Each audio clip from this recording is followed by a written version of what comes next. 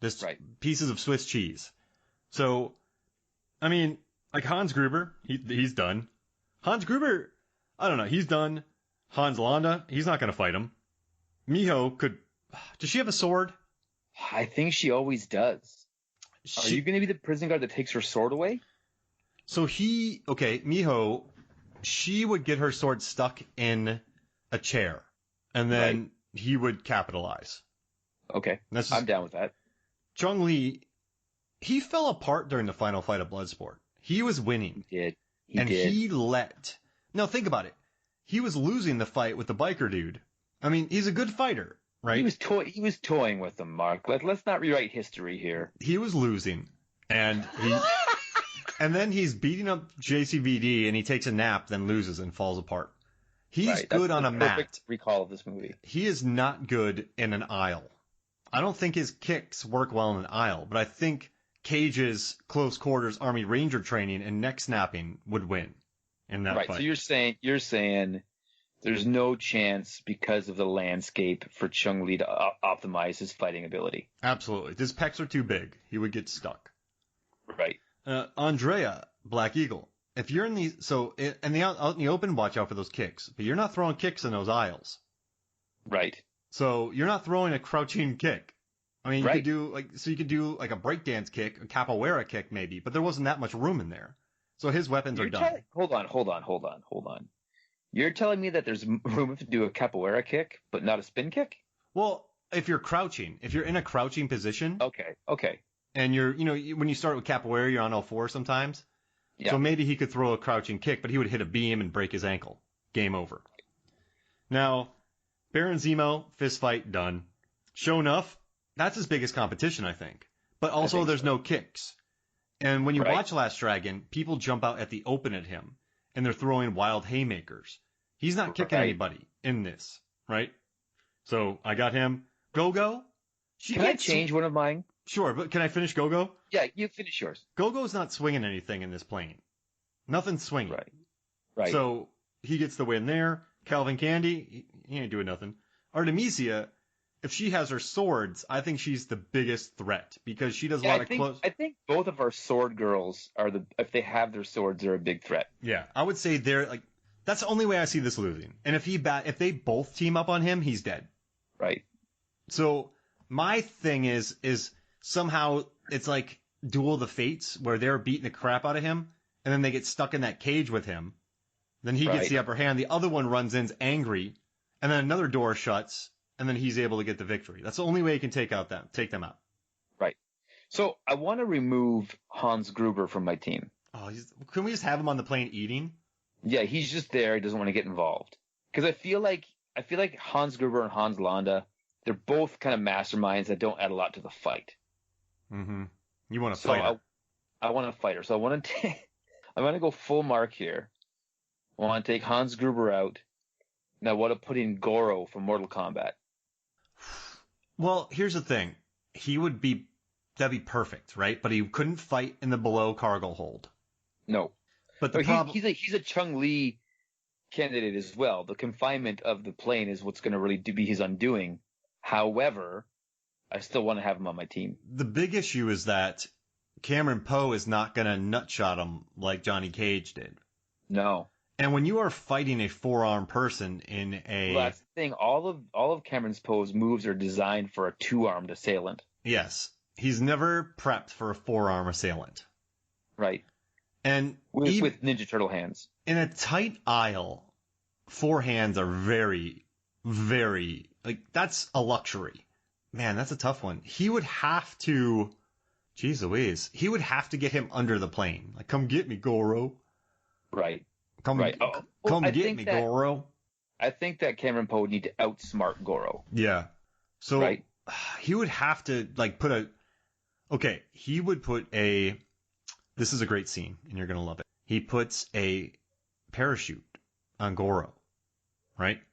But then he presses the parachute, but then Goro's too powerful to go with it. So you think Goro's going to get pulled away.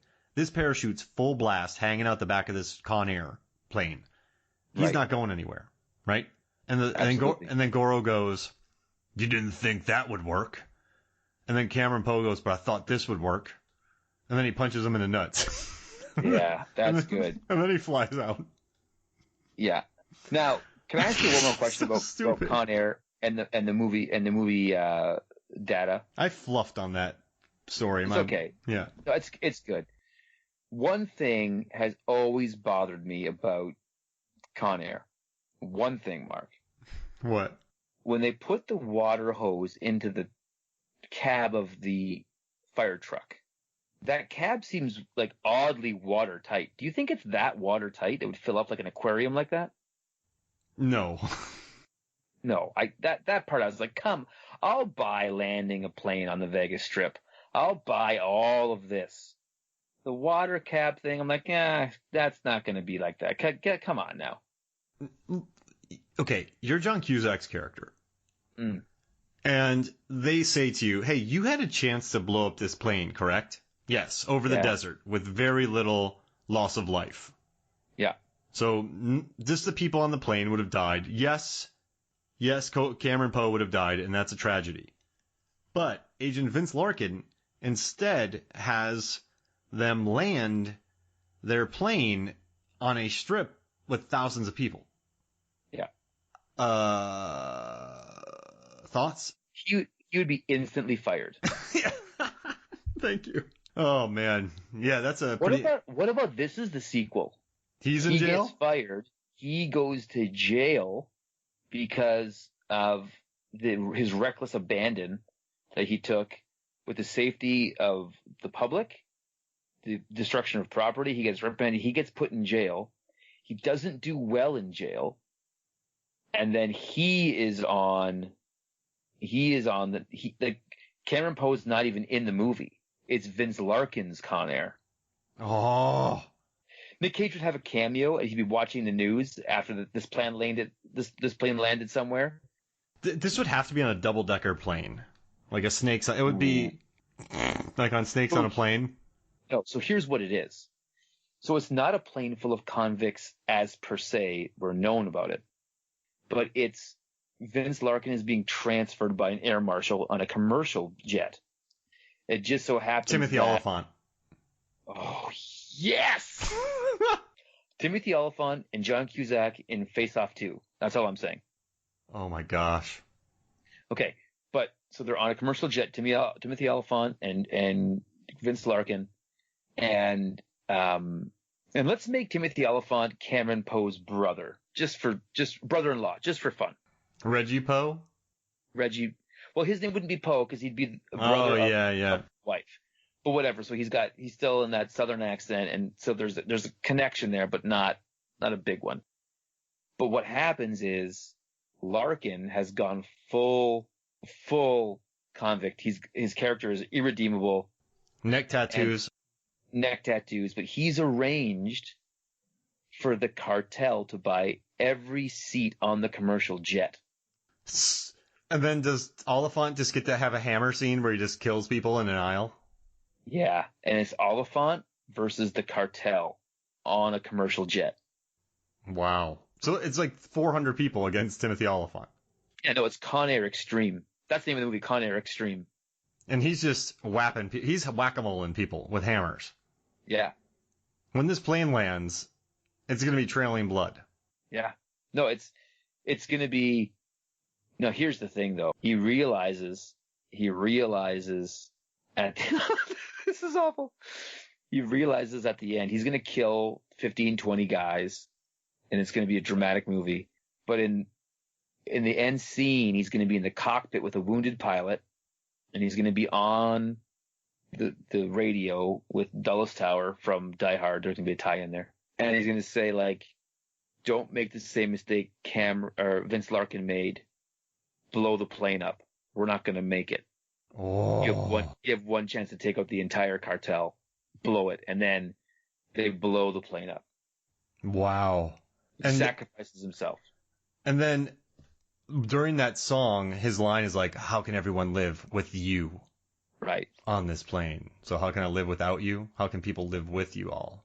Right. Then, right when So you think stupid. it's done, you see him in an ejector seat a la Die Hard 2.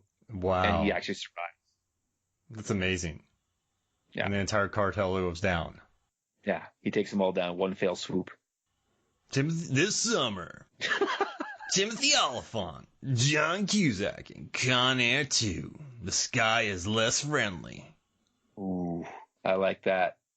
Oh, man. Yeah. Blow the plane. Blow the plane. That's the whole commercial. Yeah. The commercial is the final scene. Can John Cusack have a toothpick the entire time? Yeah. John Cusack's going to be so battle-hardened. He's going to be like, remember when Van Damme finally went bad in the Universal Soldier movies? Yeah. He's going to be like that. That's how tough he's going to be. Could a prime John Cusack pull off two toothpicks? I think he's got one in his mouth and one behind his ear. You know what's funny when you say that? That looks right to me. And I thought if it's both ears, it's silly.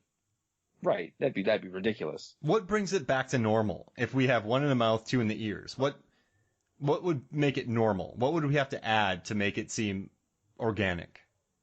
If he had his t-shirt sleeve rolled up with a pack of toothpicks in it. I love it. And then, like, why do you got a toothpick in your mouth and two in your ears? Why do you have two ears and a mouth? And then, no, he just takes it from his mouth and stabs the guy in the eye. Oh, two eyes. Two eyes. Right. How many eyes do you have? Two, dummy. Oh, right. Man. I should have seen it coming. Should have seen it coming. Con Air 2. Should have seen it coming. Can he have a bunch of toothpick packages rolled up in his sleeves? Like he has one of those Columbia shirts? Yeah, yes, for sure. It's like the fishing ones, and it's all toothpicks. You can hear him when he runs. Right. It's like shake, shake, shake. Wesley Snipes was big on toothpicks and Undefeated. Yeah. So, hey, final thoughts about Con Air? Final thoughts on Con Air is that this next July 14th, I would like everyone to be watching Con Air together. Maybe in like a post-pandemic world where everyone's comfortable on Zoom, we should do on July 14th a live viewing and commentary, Mark. I would 100% be down for that. Let's do it. Right? We just broadcast it. People can sign in and just listen to us talk about Con Air as we watch it together. If there's a watch party we can do and then put Con Air on. Yeah, let's do that. July 14th. July 14th. Done. Well, this was fun, man. Thank you for joining me. Anytime, Mark. So if you want to hear about all the references we made during this, and if I can remember, head to Movies, Films, and Flicks, and you will see movies, films, well, it's exact, you listen to the podcast, so just add a .com to that. And you can see the posters that Adam made, you can see the seating chart, everything. So you can check it all out at moviesfilmsandflicks.com. So what are we doing next? Don't know what we're doing next. There's something coming up. Yeah, we've had about 4,000 movies we wanted to do. Yeah. We like a lot of good movies, Mark. Yeah. We should talk about Youngblood again. Ooh, Youngblood would be good. Also, you know what I'm going to do? My buddy Bill, I got this buddy Bill, and he's a high school teacher, and he does like this fundraiser. People like donate stuff to him. And so someone donated him like 1,000 DVDs, but then his principal was like, no, you can't sell these DVDs because it might be inappropriate. So he just brought these boxes to my house. He's like, go through and see if you want anything. So I think I'm going to do some blind grabs, and then we'll talk about one of those. Like we'll just do like fate take chance. I'll send you a picture of like 3 random picks, and we'll see which one comes up best. I am 100% down for that. That sounds amazing. Awesome. And then also we still have to do our VHS. I just have to go find 3 more. I'm so pumped up about my team. You're going to be jealous of mine, but you're going to win. Well, I don't know if I'm going to win because I'm making a substitute. Uh-oh. I'm taking out one that's a sure bet. Because you know me, Mark. I always like to put 1 or 2 in there that I'm like, I may not win because of this, but I want the world to know I love this film. Dude, so I have no sure bets in my squad. Just giving you a heads up. Yeah, but your squads are never sure bets, but it's like one of those things where your movie choices are like cheddar and pear pie. Because when I say cheddar and pear pie, it sounds unappetizing. When you try it, it will be your favorite pie for life. Yeah, I mean that's the nicest thing anyone's ever said to me, man. I'm very happy about that. I try hard. I'm very excited about my 2000s tournament that's going on at moviesfilmsandflicks.com. I like my little squad. I think of